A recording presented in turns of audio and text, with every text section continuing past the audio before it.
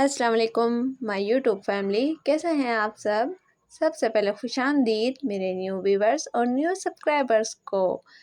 आज मैं ये प्लाज़ो का बहुत ही खूबसूरत सा डिज़ाइन आपके साथ शेयर करूंगी कि आप प्लाज़ो की सबसे आसान तरीके से कटिंग किस तरीके से कर सकते हैं। ये मेरा वो फैब्रिक है जिस पर मुझे अपना प्लाज़ो कट करना है और इसकी पे जो एम्ब्रॉयडरी हुई हुई है ना, ये मैंने प्लाज़ो की एक साइड पे लानी है, यानी कि सिर्फ फ्रंट साइड पे आए, बैक पर ये ना आए कढ़ाई ना। एम्ब्रॉयडरी हमने बैक पे नहीं करनी। अब मैंने ये जो एम्ब्रॉयडरी वाला पीस है ना सामने वाला, इसे अपनी शलवार अपने ट्राउज़र की लेंथ के हिसाब से कट कर लेना है। इसके अंदर मेरा लास्टिक वाला बेल्ट भी जितना कपड़ा आएगा वो सब इसमें ऐड करके सिर्फ लेंथ वाइज कट कर लेना है फ्रंट के लिए पीस। ये सिर्फ डबल फोल्ड करके मैं इसमें से ले लूँगी और बाकी के लिए पीस फिर वो बाद में कट करेंगे। इसके लिए देखिए मैंने सबसे पहले ये फ्रंट का पीस कट कर लिया है एम्ब्रॉयडरी वाला और इसे भी सेंटर में से कट कर लिया। सेंटर में से कट करने के बाद ये हमारे पास सीधे सीधे 2 पीस बन गए हैं। सेम इसी के बराबर में एक और 2 पीस कट कर लूँगी, वो इसके बिल्कुल प्लेन होंगे ना, इस तरीके से। जो लंबाई में हमने अपना ट्राउज़र कट कर लिया है और ये भी यहाँ से फोल्ड था तो हम इसे भी यहाँ से कट कर देते हैं। इस तरह हमारे पास 4 फोल्ड पीस हो गए, ठीक है। 4 पीसेस हो गए इस तरीके से, जैसे कि आप समझे ये 2 मेरे पास ये एम्ब्रॉयडरी वाले हैं और 2 मेरे पास ये प्लेन है। इस तरीके से जैसे कि हम अपना ट्राउज़र कट करते हैं तो वो भी इसी तरीके से 4 पीसेस में ही होता है।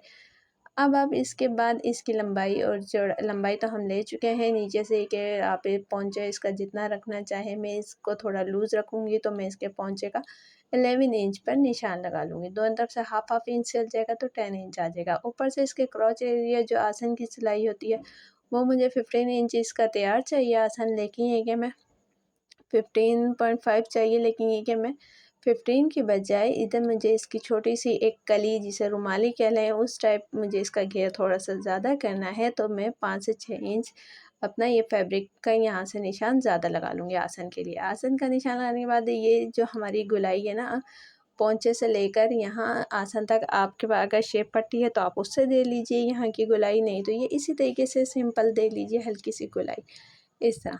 जो मैंने चौक से निशान लगाया ना, मैं उससे भी नीचे से कट करूँगी क्योंकि मुझे यहाँ पर एक छोटा सा रुमाली कह लें या कली है वो पीस ऐड करना है। ये जो साइड से मेरा फैब्रिक कट हुआ है ना पोंचे के पास से, अब मैं इसमें से 2 ऊपर वाले ये जो एम्ब्रॉयडरी पीसेस हैं इनको साइड में कर देंगे और ये जो बैक पीस था हमारे पास सादा प्लेन, अब हम इसे फोल्ड करके यहाँ पर उसकी रुमाली के लिए ये फैब्रिक यूज़ कर लेंगे क्योंकि हमारे पास एक्स्ट्रा फैब्रिक नहीं है। ये बस पूरा इतना ही फैब्रिक था जिसमें हमारे इस ट्राउज़र की लेंथ पूरी आ गई, ठीक है।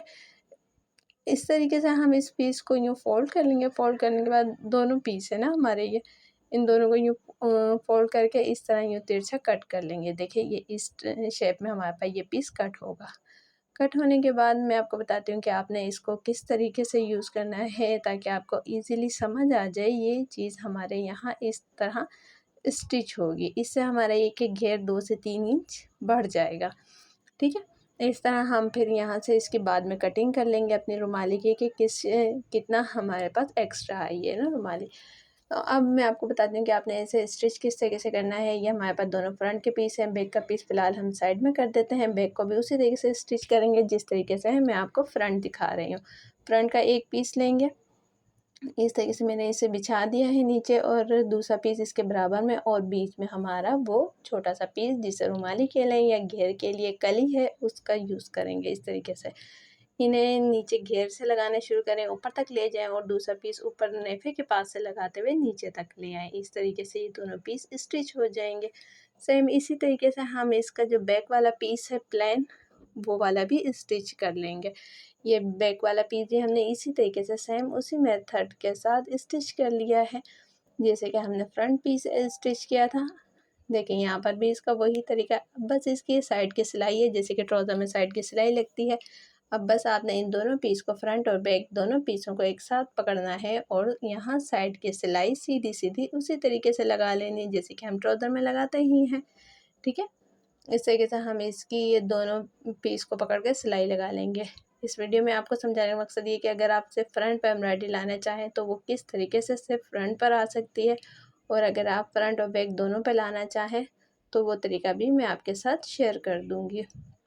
इस तरीके से हम बस यहाँ ऊपर नेफे से पकड़ के लाएंगे और नीचे पोंचे तक अपनी सीधी एक सिलाई लगा लेंगे। दूसरे पोंचे पर भी हम इसी तरीके से ही ऊपर से लेकर नीचे तक सिलाई लगा लेंगे। ये मैंने इस पर सिलाई लगा ली है ऑफ कैमरा।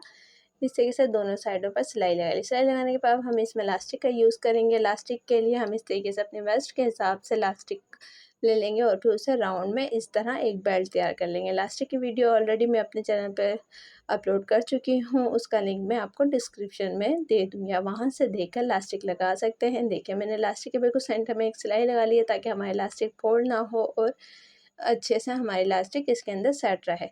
अब इसके बाद हम इसके आसन के लिए निशान लगा लेंगे, क्योंकि हमने रुमाली थोड़ी सी बड़ी रखी थी, तो उसी हिसाब से कि अब हमें कितनी अपनी आसन चाहिए। अब पहले हम अपने आसन का निशान लगाएंगे जो मुझे 15 इंच 0.5 पर चाहिए। अब मैं 15.5 पे निशान लगा लूँगी और बाकी जितना एक्स्ट्रा फैब्रिक होगा ना उसे उसी शेप में, जैसे कि हमारी यहाँ की अरेब में कटिंग की जाती है ना, मैं उसी अरेब शेप में इसकी कटिंग कर लूँगी।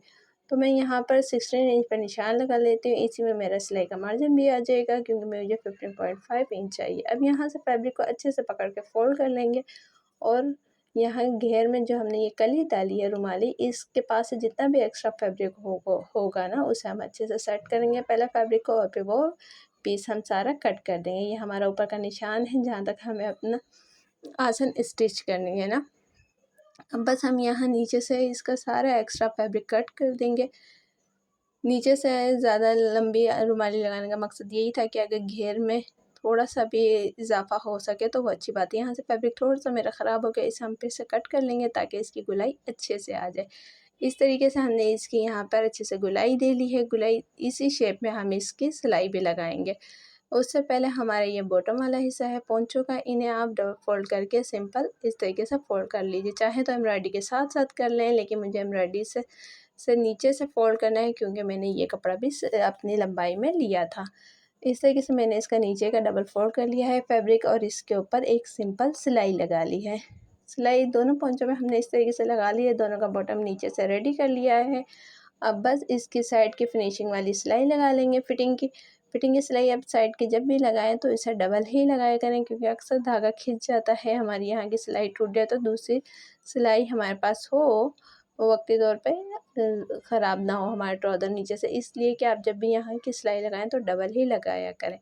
इस तरीके से हम इस पर सिलाई लगा लेंगे। सिलाई लगाने के बाद ही मेरा ट्राउज़र की फ़ाइनल लुक है जो मैं आपके साथ शेयर कर रही हूँ। अगर आपको वीडियो पसंद आई है या आपने वीडियो से कुछ नया सीखा है तो प्लीज़ वीडियो को लाइक और शेयर कर दीजिए और खूबसूरत से कमेंट का इज़हार कमेंट सेक्शन में भी दीजिएगा। मिलते हैं जल्द एक न्यू वीडियो के साथ इंशाअल्लाह। अल्लाह हाफ़िज़।